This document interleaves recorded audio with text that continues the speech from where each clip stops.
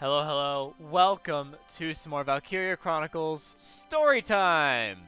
So we're going to go through this entire episode looking at personnel, weaponry, the glossary, just kind of jumping around for the extra stuff that you're not going to see in the main series or in the main story. So thank you for coming to watch this bonus episode. Obviously, it's not part of the main series, so I hope you guys enjoy it. Let's learn something about the game.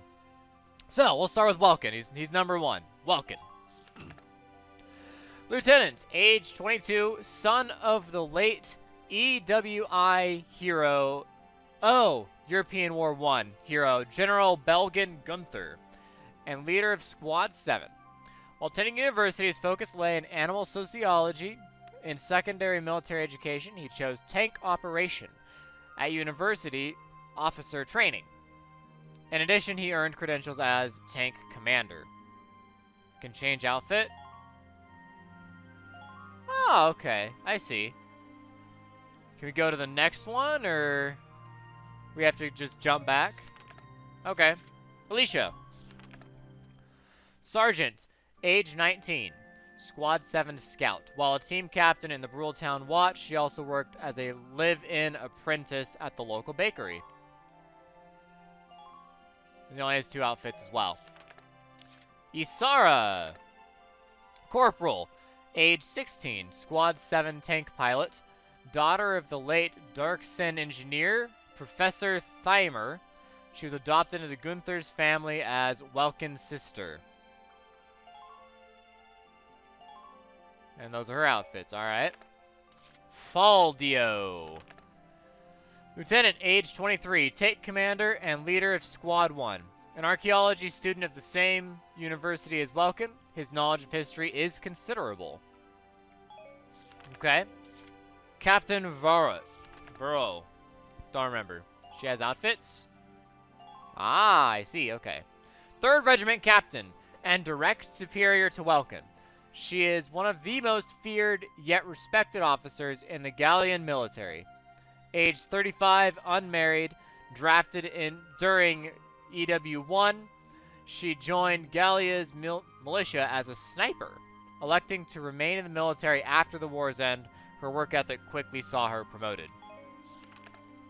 Largo. Sergeant, age 36, Squad 7 Lancer. Since his initial conscription during Europe War I, he has survived countless missions, making him the most experienced of the 7s. What about Rosie? Corporal, age 27, Squad 7 Shock Trooper. Formerly a bartender and songstress, she still bears the nickname Rosie, given to her by her bar-going regulars. It's an interesting shot there. Brigette Stark. Kreese. Private First Class, age 20. A mechanic working in the militia's R&D facility. His primary responsibilities included weapons maintenance and repairs. Leon. Private First Class, age 20. A member of the militia's R&D team, his chief task lay in the development of new weapons. General Damon.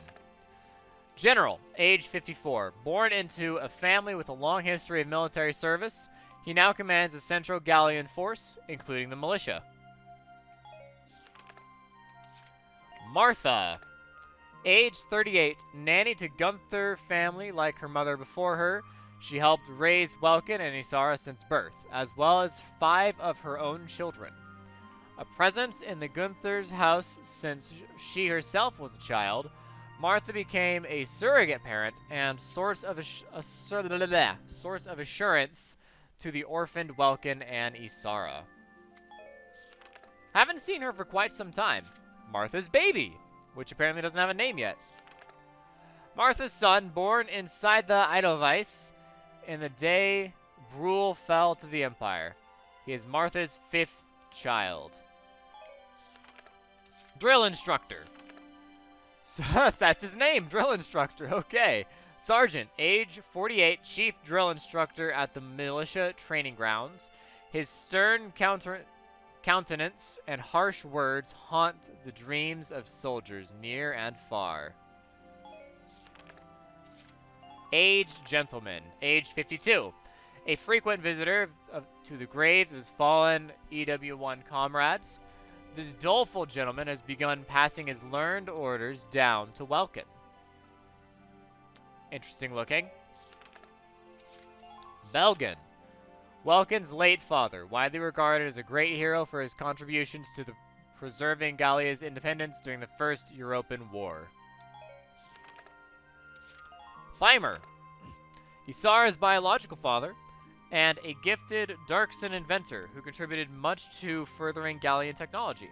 He built the Edelweiss for his friend after the Europa War I.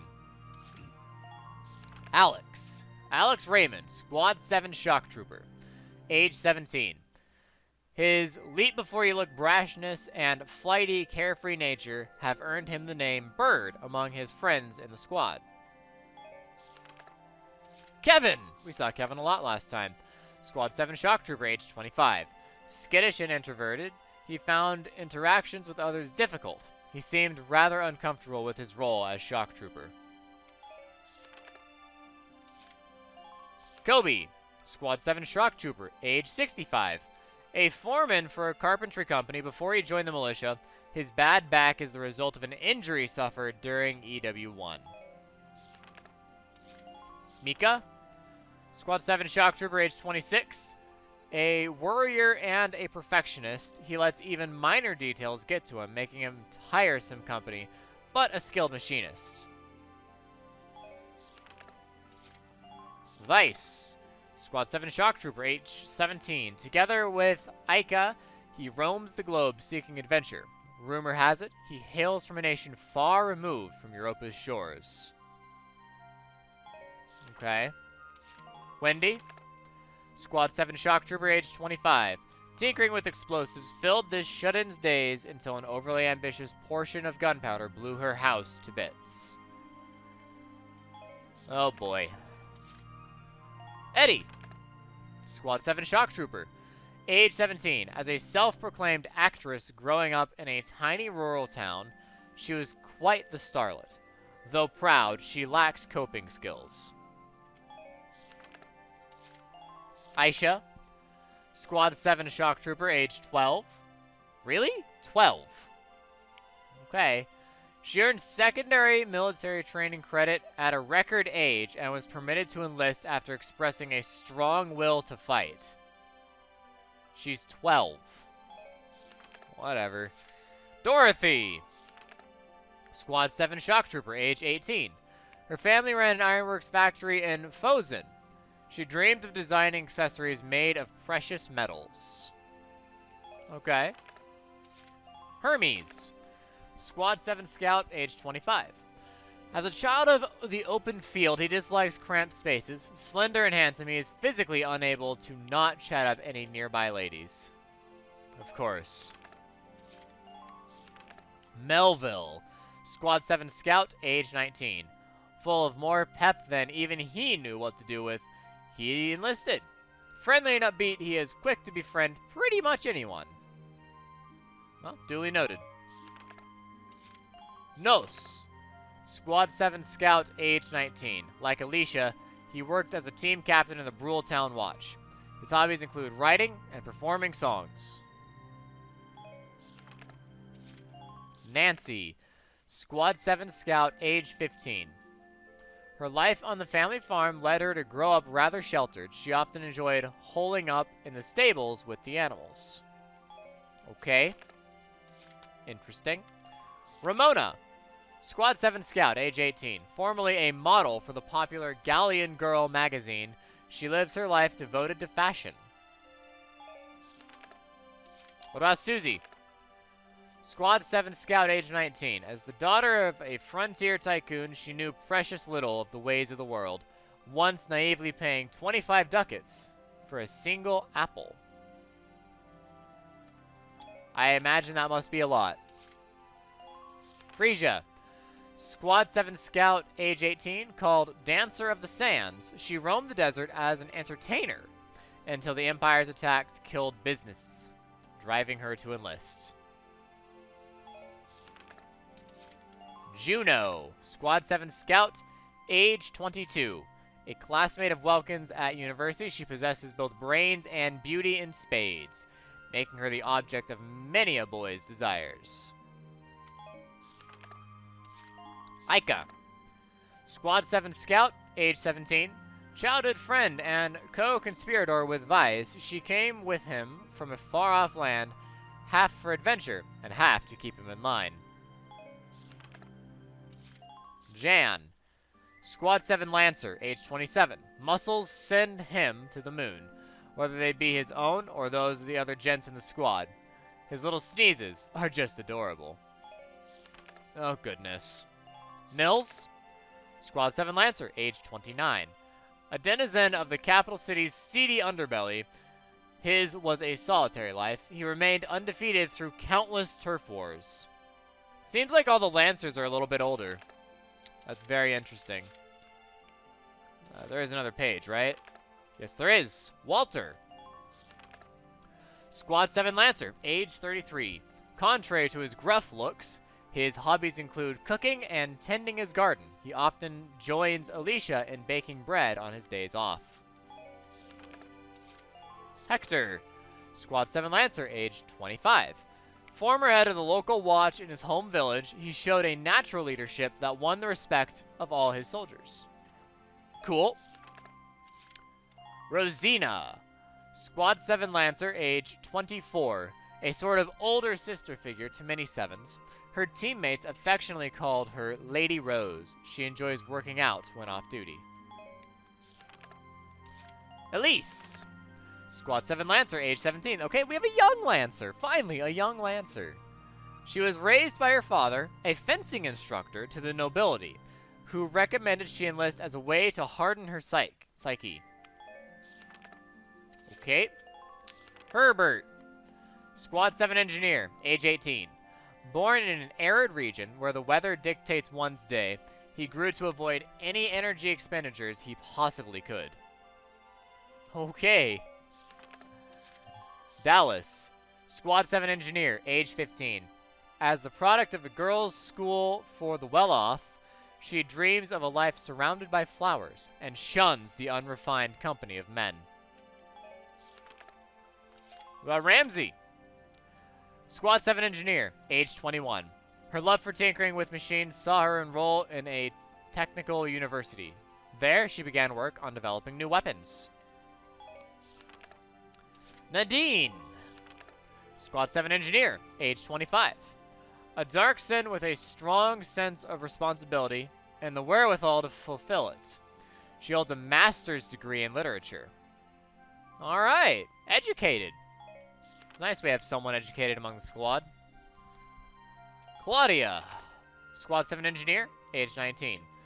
Her life as a homebody ended when a stray tank shell demolished her house. She now fights to win back that peaceful existence. Something we all hope for, I'm sure. Cesare. Squad 7 Sniper, age 23. Always looking out for number 1, he elected to become a sniper in order to keep himself safely removed from the front lines. Catherine. Squad 7 Sniper, age 35. An EWII veteran, she didn't hesitate to enlist again to fight for her people. She holds the bond of friendship above all else. And Medic! Squad 7 Medic, age 17. Responsible for securing and treating Squad 7 wounded, she is well loved for her gentle touch and selfless dedication. She did well for us last time. I do appreciate it. Alright, still have some time left. Let's look into the weaponry next. Galleon. Your basic rifle. Military rifle, 869 millimeters long, 432 millimeters is the barrel, 7.92 millimeter caliber with clip size of 5, weighing 3,680 grams. A standard rifle, developed by Gallia's only armed manufacturer, the National Arsenal. Created during EWII, it was issued to Gallian soldiers and saw use in combat before the war's end. By minimizing changes made to the action of existing models, developers were able to save time in realizing their design while also allowing for a wide range of uses through further customization. Its name comes from its status as the first domestically designed rifle in the nation's history. The ZM Car. Crafted by the Empire's top arms maker, ZM Corp, this rifle is one of the factors that enabled the Imperial armies to sweep across Europa. Substantially lighter than the conventional rifles, the ZM Car greatly improved unit mobility and won thanks of those forced to carry them on their march. Its distinctive axe shape earned it the nickname Francisca among its users. Mags. EWII saw a variety of firearms developed to suit a broad spectrum of needs. Among them, the machine gun's stopping power made it exceptionally popular among arms makers both within Gallia and abroad.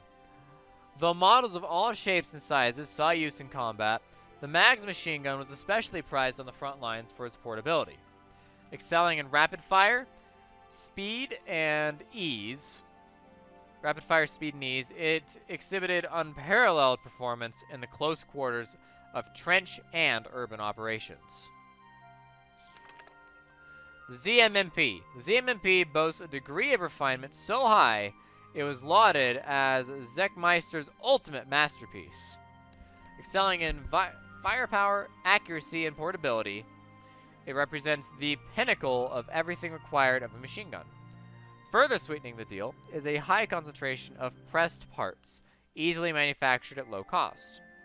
With these guns in hand, Imperial forces crossed Europa unchecked by the Federation and other nations. The Lankar, Gallia's most common anti-tank lance, developed as a way to allow foot soldiers to combat tanks unassisted. An armor-penetrating warhead is loaded into the lance's tip, then fired at the target, detonating on impact. So it's an early RPG. Though its power and effectiveness are indisputable, its considerable weight impedes the mobility of the user. The weapon draws its name from its use as a lance-shaped anti-armor device, or the Lankar. The VBPL. This weapon could rightfully be called the grandfather of all anti-tank lances, developed by von Bismarck, under the direction of founder Adolf von Bismarck, a leader in explosives research. As the first major power to realize the tank's battle potential, the Empire was also active in developing the means for combating enemy tanks. The designation PL comes from the term Panzerlanz. Interesting. GSR.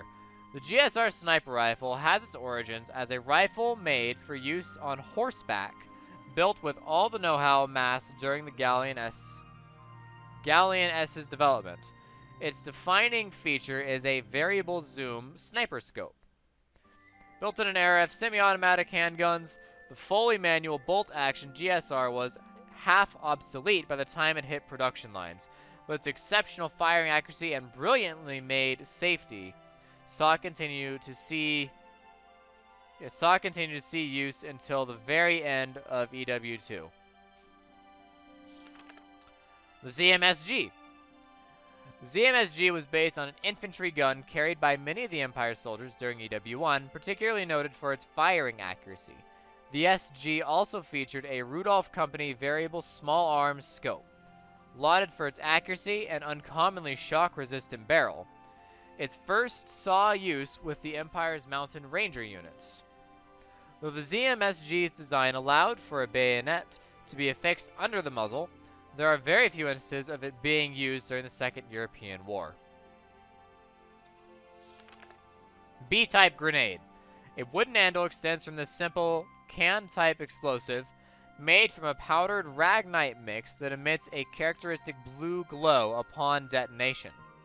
It uses a friction-based fuse system in which the user first removes the safety cap at the handle's end and then pulls the internal ripcord to spark the fuse. Because the bomb detonates after a few seconds after the fuse is ignited, requiring the user to swiftly throw it, then seek cover from the blast. Its operation requires some degree of safety training.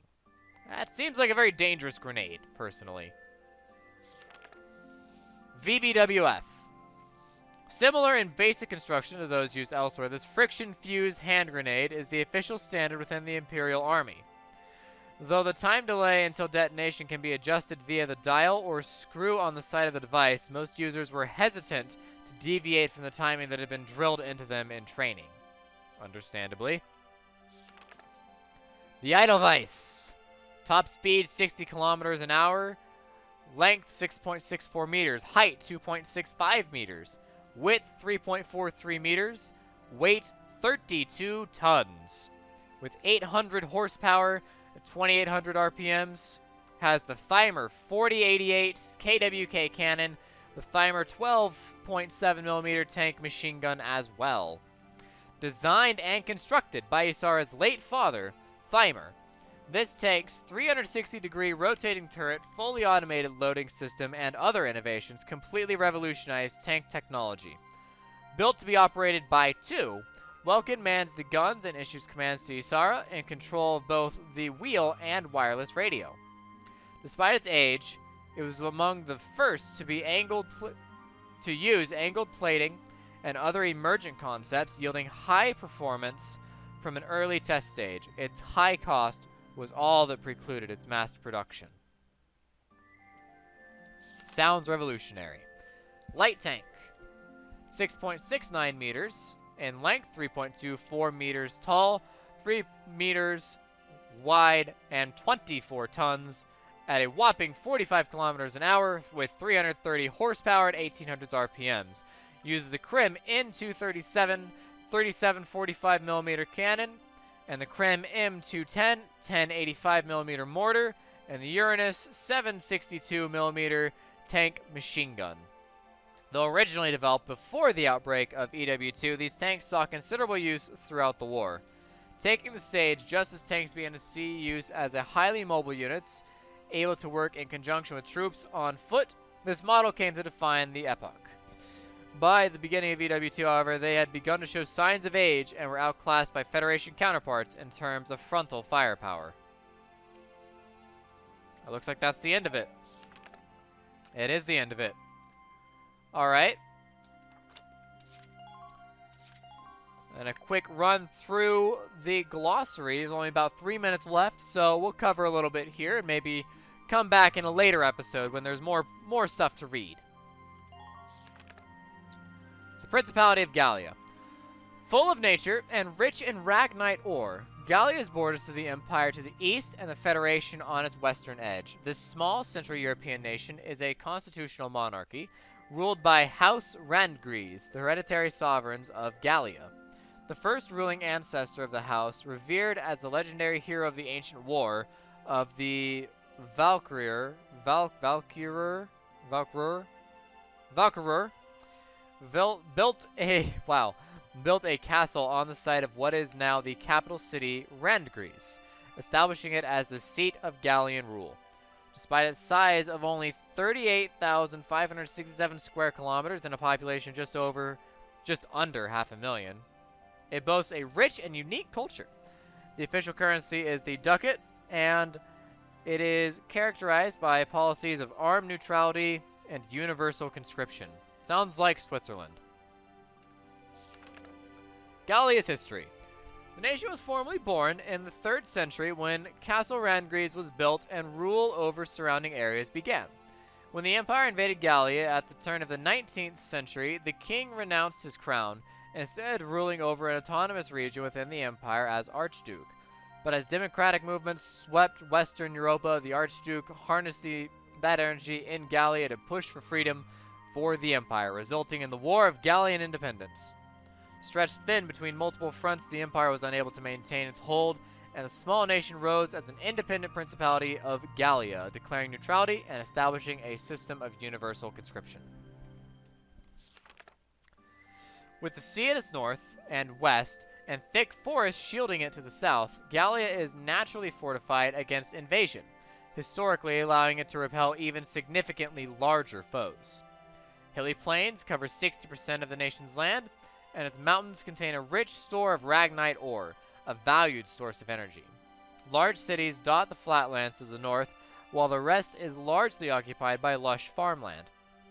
Gallia enjoys a temperate oceanic climate, with little variation in rain levels throughout the year, and the soil is highly fertile. because growing conditions for livestock and grain are equally favorable, Gallia practices a mixed form of agriculture. Brule. The small town lies on the imperial border at the eastern edge of Gallia. Windmills stand atop the crests of many of the region's rolling hills, but few are as large so-called sister mills, built from an old castle tower in the heart of town. Because it radiates out from the mill, Brule is also known as Miller's Home. The town supposedly began as a hideout for royal guard soldiers who revolted against the king. Perhaps an echo of that, this town's just under 8,000, nonetheless has an active town watch, and Brulers are famed for taking pride in guarding their homes themselves. Exports include dairy and bread made from locally grown wheat. We're going to go ahead and keep going. We're past 25 minutes. We're going to keep going. The capital of Gallia, since its days as a monarchy, Randgries, the ancient city, has the longest history of any in Europa. The city takes its name from the ancient war hero who founded it and began rule over the surrounding area. The ancestor of today's House Randgries. Oh, that was the... yes. Surrounded by castle walls stretching 1 kilometer in diameter, the entire city stands as a citadel and contains the seat of Gallia's politics, economy, and culture. They're really missing a lot of Oxford commas in this one that make a big difference. Castle Randgries, home to the Archduke, marks the iconic heart of the capital. Its single magnificent tower has been likened to a unicorn's horn, giving rise to the national crest that bears the likeness of a mythical beast. Military HQ. The Gallian Army's central base stands amid a wooded area at the outskirts of the capital, known informally as Fort Triane, not sure, in honor of the general of the same name, who was responsible for restructuring Gallia's military and establishing this facility during EWII. Within its walls lie the Army's command room, offices, training grounds, hangars for weapon storage and maintenance, and other military facilities. It also holds living quarters, a mess hall, infirmary, and a relaxation lounge for the soldiers themselves.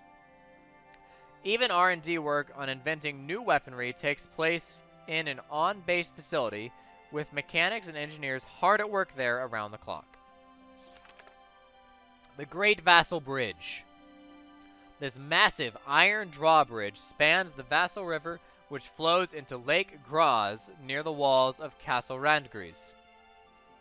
The bridge has its origins in the late medieval era, when it was built with 2 towers at either bank as part of a ring of defensive installations around the capital. A 19th century renovation saw it made into a retractable drawbridge with a unique accordion-fold design that allowed it to be operated by extending and retracting a single pair of cables. The city of Vassal grew out from either side of the bridge, prosperous in its role as a transit gateway between the Gallian capital and the outside world due to its key position on both ground routes and a series of canals connecting it to the North Sea. Europa. As a resource-rich part of the largest landmass in the northern hemisphere, this land has inspired those with dreams of domination for millennia. In ancient times, the Valkyria managed to unite Europa under their rule, giving rise to a number of kingdoms. Subsequent divisions arose as influential leaders within each of the kingdoms chose to splinter off to form new nations. And it was not long before the first campaigns of conquest began. By the 1800s, the balance of power lay split between the East European Imperial Alliance and the Atlantic Federation, with the small nations and their shadows left to weather the waves caused by the clash of these two behemoths. The European Imperial Alliance, a conglomerate of nations united under the rule of the Eastern European Emperor, commonly referred to as the Empire. The Industrial Revolution that occurred when Ragnite was discovered as a useful energy source saw the nations of Eastern Europa, pioneers in machine technology, rise to power. Already tightly bound by a network of marriages amongst their royalty, these nations now joined hands in a formal international alliance. While not technically an autocracy, the Emperor enjoys limitless authority within the alliance. The Empire retains customs and practices held over from medieval times, and its people are known to harbor conservative views, including a strong hatred for the Darkson race. So the Darksons are a race. That is interesting. European calendar. This calendar used across Europa has its origin the Valkyria conquest of the continent. Has its origin that's okay. Oddly phrased, but okay. For this reason, it is also known as the Valkyrian calendar. Valkyrian calendar, yes. Each year is counted in relation to the year the Darkson people were subdued and Europa was united as a continent. Years predating the unification are denoted as BC, or before conquest. Friction between Federation and Empire surrounding Ragnite resources escalated into a continent-wide war. Europa War I. The Industrial Revolution of the 18th century led to skyrocketing demands for Ragnite, pitting Europa's twin giants in a race for resources. When the crown prince of the empire was assassinated at the start of the 20th century, tension spiraled into an all-out war. Though the imperial force employed a corps of newly developed tanks, hostilities soon became bogged down in fruitless trench warfare, and the two exhausted powers ultimately signed a ceasefire agreement. During the war, Gallia's military, led by General Belgen Gunther's tank corps, foiled an imperial invasion attempt. The Second European War, the one we are currently in, beginning as an imperial incursion into Federation land, EWII quickly engulfed the entire continent in what has become the largest scale war in Europa's history. Though EWN ended in a stalemate, both powers had spent the intervening years stockpiling arms and preparing for the inevitable return to hostilities. After a short 20-year pause, the Empire began the invasion anew, taking 3 of the Federation's border republics in quick succession. The Federation responded with a formal declaration of war. It wasn't long before the forces of both superpowers began to spill across the borders of other neighboring nations. Soon, all of Europa was caught up in a war that dwarfed all those in memory. Seems like we, at Gallia, would want the Federation to help us. Maybe send some forces up our way? I don't know. We're doing okay for now, as far as I can tell. Universal conscription. One of Gallia's national precepts states that all citizens are eligible to be drafted into service in times of war. Enacted as a way to enforce the position of armed neutrality adopted after Gallia won its independence, the law prescribes a 3-stage draft according to need and applies to men and women alike. Schools of each level offer mandatory military education, and all citizens are required to graduate from middle school, meaning all Gallians have basic training in combat skills. Universities double as officer training schools, and graduates are eligible for the rank of lieutenant upon enlistment. The Gallian Army. A standing self-defense force serves to uphold Gallia's position of neutrality. As every citizen receives basic military training, most of Gallia is also guarded by independent watch groups, and defensive preparations are made on a town, neighborhood, and household level. In times of peace, Gallia's army is made up of 80,000 ground units, 10,000 marine units, and 2,000 military police units, in addition to the autonomous town watches found across the nation. When at war, a militia is drafted from the civilian public and assembled under that standing force called the Gallian Army. Officers from the Gallian Army are assigned to lead militia regiments and battalions as necessary. So shouldn't they call the town watch back? Because it seems like the town watch would be more useful joining the Gallian Army. The Gallian National Arsenal. As the nation's only arms manufacturer, the National Arsenal both develops and constructs all of Gallia's weapons. Seeing the production of arms as a part of national defense, leaders elected to end weapons importation and found a new domestic arsenal during EWII. This also helped keep weapons technology and plans from leaking to foes. Professor Thymer, creator of the tank that war hero General Gunther operated, was a major player in the Arsenal's initial staff, matched only by Bernhard Brondel in skill. Brondel, who rose to lead the Arsenal, is said to have amassed his considerable knowledge through close friendships with a number of talented Darkson engineers. Tanks.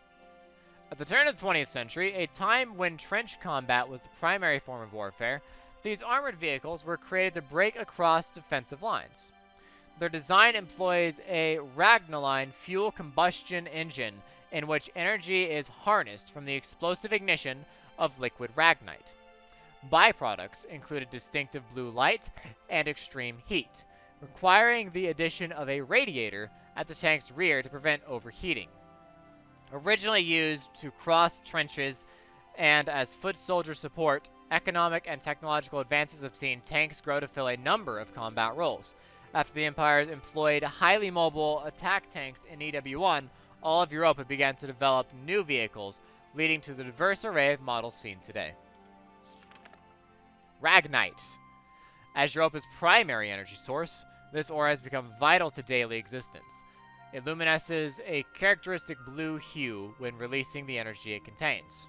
Mined primarily in mountainous regions, the raw ore is then refined for use in any number of applications.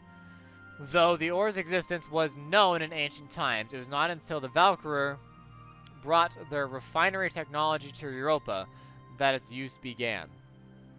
Since the Industrial Revolution, it has become a vital ingredient to human civilization. A surging need for tank fuel and weaponry derived from the ore has recently driven Europa's nation to expand their borders in a growing war for resources. The uses of Ragnite. Depending on the refinery methods used, Ragnite ore can produce various forms of energy suited to a spectrum of needs. Refined into liquid Ragnaline, it can fuel lamps or power vehicles, granting it a broad range of civilian uses.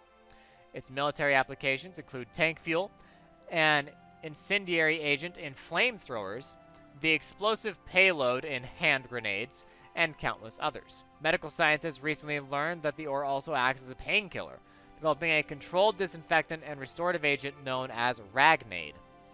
New properties and applications for the ore continue to be discovered daily, and few doubt this resource will only continue to grow in use and value.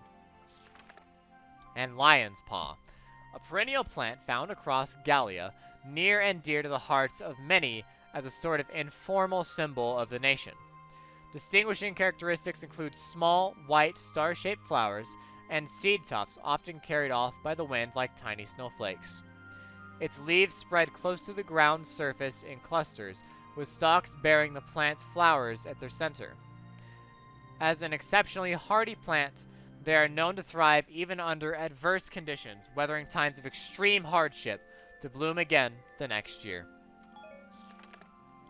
Well, there you go, guys. That is the glossary, the weaponry, and the information on the personnel. So, thank you for watching. If you liked the video, give it a like, a subscribe, and share it with your friends. It's always appreciated. I will see you guys in the Cloned-in Wildwood in the next episode. So thanks for watching, DFTBA.